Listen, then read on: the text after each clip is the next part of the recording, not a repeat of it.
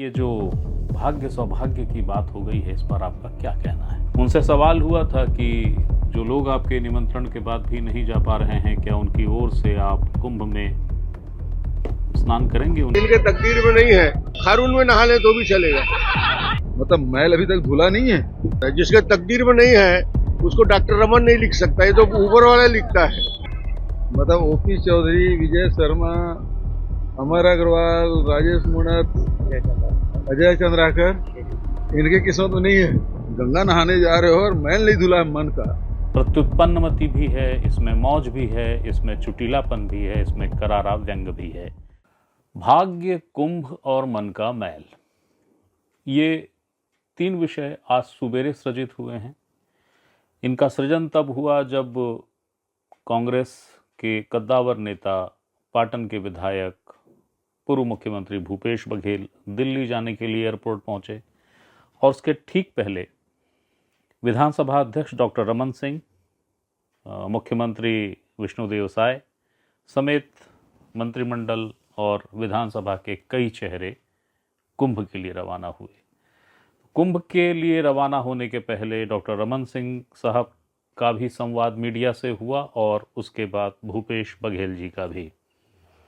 तो वो जो तीन शब्द आए अस्तित्व में, वो उन्हीं संवादों के बाद से अस्तित्व में आ गए हैं। इसमें प्रत्युत्पन्नमति भी है, इसमें मौज भी है, इसमें चुटीलापन भी है, इसमें करारा व्यंग भी है। पूरा मसला क्या है वही बताने आपके सामने हाजिर हुआ हूँ। नमस्ते, मेरा नाम है याज्ञवल्क्य। जिसके तकदीर में होता है वही 144 साल बाद के कुंभ में स्नान करता है। जिसके तकदीर में नहीं है उसको डॉक्टर रमन नहीं लिख सकता, ये तो ऊपर वाला लिखता है।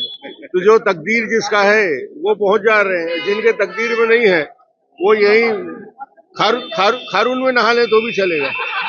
चलेगा चलेगा।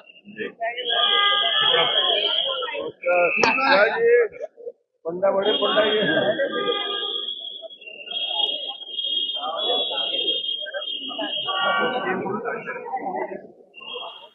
अभी जिनको आप सुन रहे थे वे थे डॉक्टर रमन सिंह, विधानसभा अध्यक्ष। कुंभ के लिए निकलने के ठीक पहले मीडिया से बात कर रहे थे। उनसे सवाल हुआ था कि जो लोग आपके निमंत्रण के बाद भी नहीं जा पा रहे हैं, क्या उनकी ओर से आप कुंभ में स्नान करेंगे? उनकी ओर से भी तब उन्होंने इसका जवाब दिया था। हास्य के पुट का सवाल था और हास्य के साथ गंभीर सा एक जवाब डॉक्टर साहब ने दिया। कुल 166 लोग के आसपास की वो संख्या है जो गई है और इस महाकुंभ में जाने का जो न्योता था, निमंत्रण था, वो डॉक्टर रमन सिंह ने ही दिया था। उन्होंने कहा था कि विधानसभा के सभी सदस्य कुंभ चलें, स्नान करें और आ जाएं। तो इस पर नेता प्रतिपक्ष डॉक्टर चरणदास महंत ने कहा था कि वे नहीं जाएंगे, लेकिन उन्होंने कहा था कि कांग्रेस के जो साथी जाना चाहें वे जा सकते हैं। तो ये जो 166 का रेला है जो गया है, वहाँ पहुँचा है, इसमें कांग्रेस के भी कुछ विधायक हैं। हमारे पास जो संख्या है वो फिलहाल 6 है, हो सकता है इसमें एक आध की घट बढ़ हो जाए। लेकिन कुल जो संख्या थी, जिनके जाने वालों की जो संख्या थी, वो 180 के आसपास की थी। यानी जिनकी टिकट हो चुकी थी, जिन्हें जाना ही था, जिन्होंने अपना कन्फर्मेशन दे दिया था। मगर ये 180 भी पूरे नहीं जा पाए। 166 की संख्या है जो वहाँ पहुँची। अब खैर, जैसे ही डॉक्टर रमन सिंह रवाना हुए महाकुंभ इलाहाबाद के लिए अपने अन्य तीर्थयात्री साथियों के साथ, जिनमें मुख्यमंत्री विष्णुदेव साय, उनकी पत्नी, राज्यपाल रामेन डेका और सारे जो साथी अन्य थे, वो सभी रवाना हुए। उसके कुछ ही देर बाद भूपेश बघेल पहुँचे एयरपोर्ट, क्योंकि उनको दिल्ली जाना था।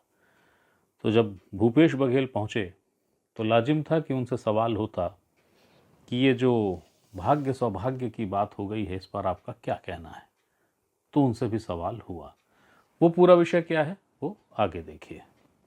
कुंभ के दौरे पर अभी सभी पुरस्कार सरकार भी निकली है। उन्होंने कहा कि जो नहीं गए, जिनकी तकदीर में नहीं है, वो खारून में भी डुबकी लगा सकते हैं। तकदीर की बात है, किसने कहा?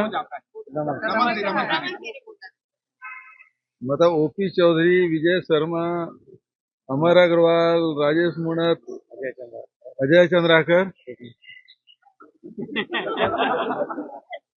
इनके किस्मत में नहीं है। अभी जिनको आप सुन रहे थे ये थे भूपेश बघेल, पाटन के मौजूदा समय विधायक और पूर्व मुख्यमंत्री। ये दिल्ली जा रहे थे और ये संयोग कुछ ऐसा हुआ कि 10 मिनट पहले का ही अंतराल होगा जब महाकुंभ के लिए डॉक्टर रमन सिंह, मुख्यमंत्री विष्णुदेव साय, राज्यपाल रामेंडेका समेत 166 लोग रवाना हो गए महाकुंभ के लिए और भूपेश बघेल पहुंचे क्योंकि उनकी फ़्लाइट दिल्ली की थी। तो वो वहीं पहुंच गए जहां पे पत्रकार थे, कैमरा था। तो पत्रकारों ने देखा उनको, तो उनसे वो प्रश्न पूछ दिया घुमाकर, जो डॉक्टर रमन सिंह से ये प्रश्न हो गया था कि जो नहीं गए हैं आप उनके लिए डुबकी लगाएंगे क्या या क्या करेंगे। तो उसके जवाब में जो डॉक्टर रमन सिंह जी ने कहा था, उस प्रश्न को भूपेश बघेल जी से पूछ दिया गया कि भाई आप भी नहीं गए हैं और डॉक्टर साहब ने जो नहीं गए हैं उनके लिए वो लाइन कही है, आपका क्या कहना है। तो उसके जवाब में भूपेश बघेल ने ये बात कही। जाहिर है प्रत्युत्पन्नमति के धनी हैं भूपेश और कोई बात कहने में चूकते भी नहीं हैं। तो सिर्फ इतना ही विषय नहीं था कि लोग नहीं गए जिनका नाम गिनाया भूपेश बघेल ने, जिनमें ओपी चौधरी वित्त मंत्री हैं, गृह मंत्री विजय शर्मा हैं, तेज तर्रार बहुत आक्रामक बीजेपी के वरिष्ठ विधायक अजय चंद्राकर जी हैं, ऐसे कई नाम हैं जो नहीं गए। मज़ेदार मसला ये है कि जिन यात्रियों की टिकट बुक थी, यानी जिन्होंने अपनी सहमति सम्मति दे दी थी, उनमें से भी कई ऐसे हैं जो नहीं गए। हमारे पास जो नाम है उनमें है आसाराम नेताम, भैयालाल राजवाड़े, रेणुका सिंह, दलेश्वर साहू, तोखन साहू। ये इनकी टिकट बुक थी पर ये भी नहीं गए। तो मौज की बात और तंज की बात तो खैर जो भी है, अपनी बात कहने के बाद भूपेश थोड़े से गंभीर हुए। उन्होंने फिर एक लाइन कही, फिर एक बात कही कि गंगा नहाने जा रहे हैं लेकिन मन का मैल नहीं धुला है क्या, ये बात हुई ही क्यों। वो जो बात भूपेश बघेल ने कही वो यहाँ है। और सबसे बड़ी बात यह है कि अभी जो गए हैं जिन्होंने ये कहा किसी किस्मत में नहीं है, मतलब मैल अभी तक धुला नहीं है। गंगा नहाने जा रहे हो और मैल नहीं धुला मन का, तो फिर गंगा नहाने का फायदा क्या। तो भाग्य, सौभाग्य और मन का मैल और उसके साथ महाकुंभ का विषय यही था। इधर जो तीर्थयात्री यानी विधानसभा अध्यक्ष डॉक्टर रमन सिंह जी, मुख्यमंत्री विष्णुदेव साय जी समेत जितने भी बीजेपी और कांग्रेस के विधायकगण थे वो इलाहाबाद पहुंच गए हैं। जो सूचना है वो सूचना ये कहती है कि न सिर्फ पहुंच गए हैं बल्कि अभी जब ये खबर आपके लिए तैयार कर रहा हूं तो उन्होंने संगम स्थल पे स्नान भी कर लिया है।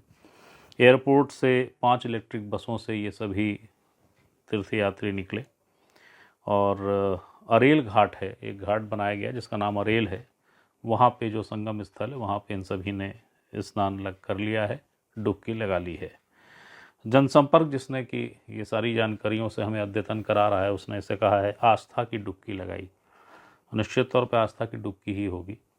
बहरहाल इलेक्ट्रिक बस से संगम स्थल तक पहुँचे और जो अरेल घाट है जहाँ पे स्नान करना था वहाँ मोटर बोट से ये सभी यात्री पहुँचे हैं।